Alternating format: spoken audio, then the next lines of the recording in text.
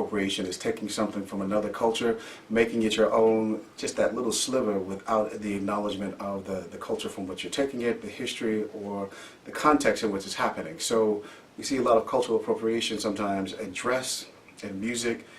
We're taking this little bit, we're going to make it ours, make it palatable to us, and then we're going to completely disregard the culture from which it came and the context from which it came.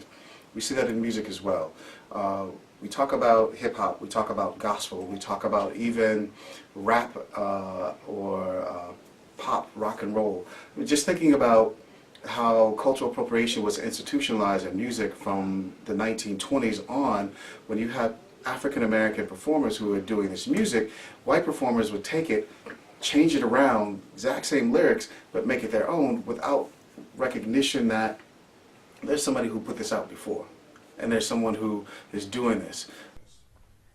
Culture appropriation to me seems kind of like there's aspects of one culture that are taken over by another culture almost, and without it, like really without the one culture that's taking over the other cultures giving it credit. So that kind of like it kind of taints the culture because like the genuineness and the uniqueness of that culture kind of gets tainted because other cultures are now kind of trying to seep into it and take it over. And I guess it can be like not only with music and rap, but also with clothing styles, and it's not necessarily a negative thing or a positive thing, but it's just like kind of does exist with music and rap, fashion, like a bunch of other things, even sports too, just all parts of culture, I guess. So culture's kind of seeping into each other and merging into each other, and one culture kind of taking over another culture. I think cultural appropriation is, in a way, kind of like plagiarism, in a sense where another culture, another group takes from a different group in order to like use what they have as a means to get ahead in some sort of way.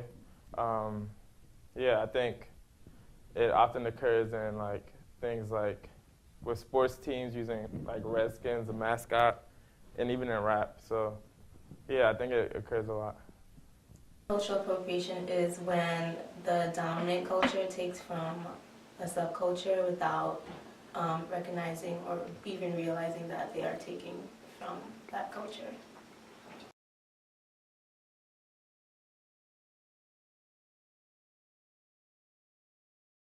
It happening right now, absolutely. Yeah, I'm sure it happened. Like obviously, I don't know what it was. Can't really explain what it was like way back. You know, like 50, 100 years ago. But definitely, like with more, I feel like with more social media and Twitter, Facebook, cultures are more clashing, I guess, and more mixing. And I feel like that's definitely, like, in today's day and age, that's definitely increasing cultural appropriation. It's like Iggy Azalea, who is kind of like now the poster child of cultural appropriation because she's from Australia, but when she raps in like a black accent, or like she's from the South. And she hasn't really lived through a black experience, but she's putting on, she's kind of playing the role of a black woman when she raps, and she's not recognizing the history of hip-hop and where it came from, and acknowledging that she is taking from a culture. It existed a long time ago. It's something that, so for instance, Elvis Presley used to take a lot of music from black artists and use that as his own music. But it's still definitely occurring today. Like I said, there's still teams that have the Redskin mascot, like have like Indian apparel, trying to take from other cultures to create something that's marketable and that can be used to sell things and to pretty much boost like whatever they're doing. So it definitely occurs back in the past and today as well.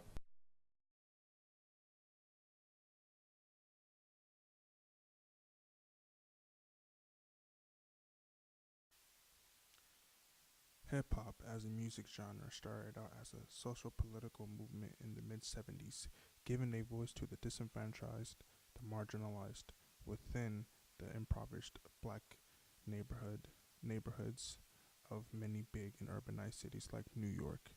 Since its creation as an underground music fad, it has grown and changed both positively and negatively due to commercial and mainstream pop culture interest in the late 80s, and 90s. Hip hop now is more than just a music genre. It has grown to be a cultural phenomenon and a way of life, having the music to be a small component of it to describe the black community and African American experience. Hip hop has also grown in its inclusion and scope of perspective and view, where images such as this have long been authentic staples associated with hip hop. Now you have caricatures by white artists who come into the hip hop music industry and culture, putting on this image as if to mock or to commercialize or to sell an image, a product, not understanding the authenticity and the reasoning and the originating concept behind this image, behind this look, and behind what it represents. The female body has always been praised for its unique look. It was a normalcy within hip hop culture for women to be more of a thicker or voluptuous body type. Full lips, wide hips, thicker thighs and legs, and let's not forget about the above average size in the butt region. Women from the hip hop perspective have long been praised and celebrated for these features.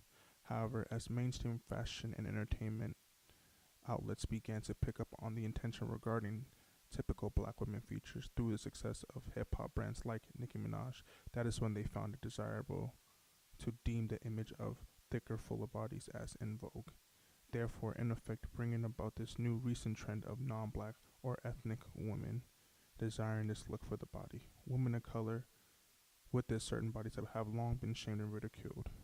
It is now when large and established fashion and media outlets see this image as a profitable opportunity. The essence and character of the black woman's body image is now commercialized as a product on sale for the masses, giving off the impression that their outlets are now the trendy originators or ahead of their time in terms of fashion and pop culture. All of this at the expense of ethnic women within the African American and hip hop community, discredited as the carriers and originators of this artifact, once again marginalized and pushed to the side. Twerking has been a dance movement authentic to not only hip hop but also much of African ancestral heritage across the board. Another example of this type of appropriation is the misplaced fascination with twerking now in America, ever since spectacles like that of Miley Cyrus's at the MTV Video Awards some years back. That has opened up twerking to be commercialized and celebrated at the behest of well-established white musicians like Miley Cyrus and Taylor Swift, and their embarrassingly failed attempts, passing it off as if they were the creators and they are the pioneers of this dance and the movement altogether. All the while, many others in mainstream America mock it, not recognizing that it has a strong ancestral root within African celebration. Keeping in mind it has also been a part of hip hop culture decades prior to this new recent trend and fascination.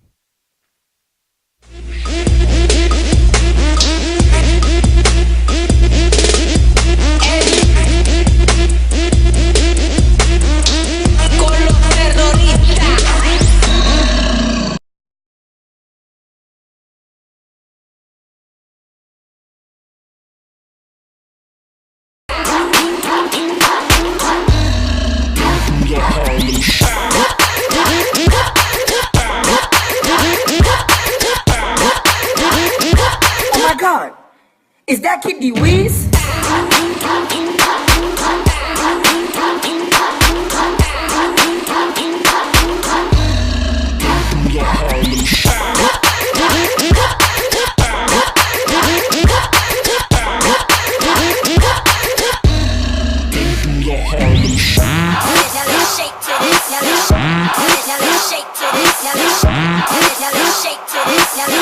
I'll show you how to do this, son. Call him, I'ma call him, I'ma call him, I'ma call him, I'ma call him, I'ma call him, I'ma call him, I'ma call him, I'ma call him, I'ma call him, I'ma call him, I'ma call him, I'ma call him, I'ma call him, I'ma call him, I'ma call him, I'ma